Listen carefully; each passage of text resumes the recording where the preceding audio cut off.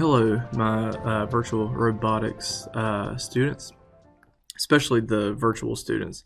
I apologize it's taking so long to get this out to you guys. Have been in the process of getting your licenses and everything set up for our virtual robotics course. I think it's going to be pretty cool because it's based on the EV3 Lego robotic kit that we use here at school, so it should be very similar. And that way, when we're able to all come back to school in person, you won't have to relearn like a new programming or anything like that. So let's get started. I'm going to walk you through how to set up your account and get started with your robotics course. All right, so all I did was go to your Robotics 2020 team.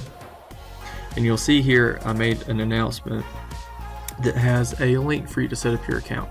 So all you have to do, we're going to click on that link.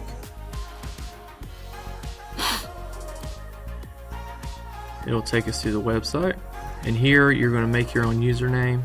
Please, I would prefer if you use your school email. It just makes things easier and I know exactly who you are. So that would be helpful. I'm going to use a student account. I'm just going to I'm going to put my son in here. I'll remove him later just so we can see what it looks like.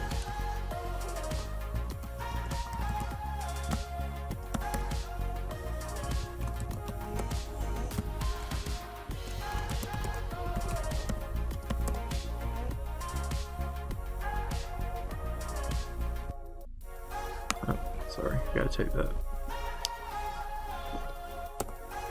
period out. And you can't have any spaces either, so okay. Click next. Ask how old are you. You guys should, I'll be 11, 12, 13 for that age, so I'm just gonna put 12. Let's see. So parent guardian name, because you are under 13. Well, put 12 obviously. So then you're going to give your parents' name. That way they can approve whether or not you can join.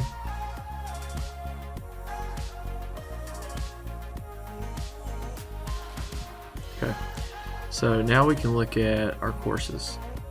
Alright, so we're just going to start here with the coding robotics. So we're going to click here, and you can see it's already got the lesson set up in order, from the basics all the way to the more complicated aspects of robotics.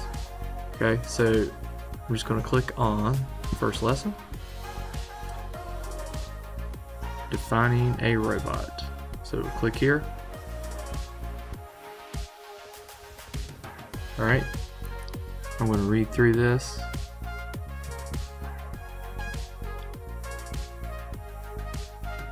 It tells you what the objective of this lesson is.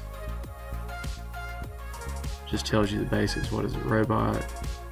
Then question 1, solving problems. What problem is each? Okay, so you need to answer this. Which one is telling you how to weld safely? How to explore other planets? How to take photos from the sky? How to improve assembly line efficiency? Alright, cool. Alright, so now we move on to the next one. Robots are often used by students in the classroom. Why would you want to use robots in the classroom? Compare your answers to those for your friends. So for this, there's no wrong answers. So it's just why would you want to use them in the classroom? I'm just going to click these because they look like good answers. Outputs. A robot processes information, then sends signals to outputs. If you were building a robot, what kinds of outputs would your robot have? Okay, would you want it to have motors, speakers, flashing lights, digital display? I think I would want all those. And our EV3 robot actually does have all those. So, question 2. In the image below, you can see the Coderz virtual robot. if you've had robotics before, you recognize this Lego EV3 robot. So can you identify what the outputs are, Dragon? So left motor, right motor, arm control. Awesome. Okay, a robot can gather information to process from inputs called sensors. Robots use sensors to collect feedback from their environment. Based on sensor values, the robots are programmed to make decisions and send signals to the outputs. If you were building a robot, what kind of input would your robot have? Check the appropriate boxes. So the EV3 again has basically all of these. So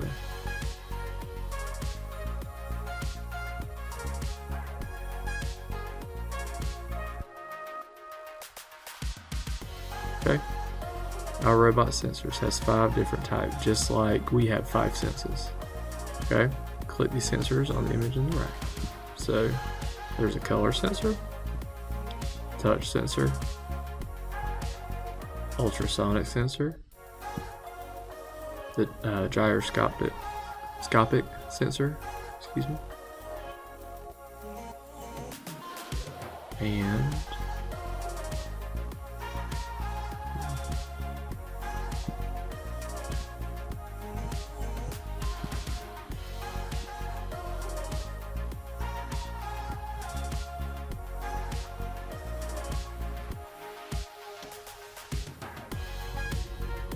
Coderz.